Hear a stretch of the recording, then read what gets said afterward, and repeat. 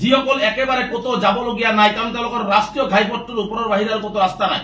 মানুহ যদি ৰাষ্ট্ৰীয় ঘাইপথত থাকিব নোৱাৰে, মানুহ যদি ৰাষ্ট্ৰীয় ঘাইপথত থাকিব নোৱাৰে, তেওঁলোকে সেই উচ্ছেদিত অঞ্চলৰে কিছু নদী কাষৰীয়া অঞ্চলত তেওঁলোকৰ সতি সন্ততি লৈ কিছু সংখ্যক মানুহে তিৰপলৰ তলত বসবাস কৰি আছে। আমি যেতিয়া খবৰ পালো যে DFR নিজে গৈ, ৰেঞ্জাৰ নিজে গৈ তাতে তেওঁলোকক ধমকি দিয়া হল, তিৰপল টানি টানি বৰষুণৰ মাজত ফালি দিয়া হল, তেতিয়া আমি জিলা আয়ুক্তগৰাকীক মই নিজে টেলিফোন কৰি অনুৰোধ কৰিলো যে মানুহখিনি যেহেতু উচ্ছেদিত সৰ্বহাৰা, তেওঁলোকৰ হয়তো ঘৰৰ কিবা টিন পাত লোহাক বা ইটা চিটা কিবা আছে, সেইখিনি লৈ গলে হয়তো 2-4 টকা তেওঁলোকে পাব।